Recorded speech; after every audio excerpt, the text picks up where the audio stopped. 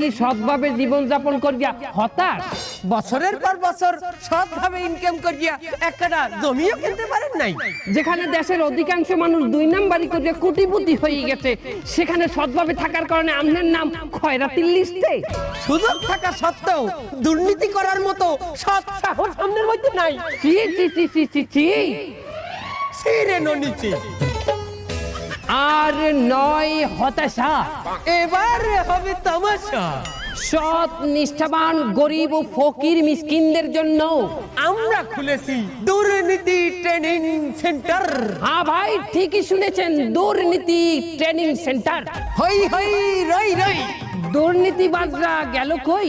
এবার নাই আসিলে বাড়িতে আগুন লাগাইয়া দেব হই আমার লুঙ্গিতে। হ্যাঁ ভাই, এক্ষুনি চলে আসুন আমাদের প্রচার মাইক লক্ষ্য করে। এই ম্যানেজার,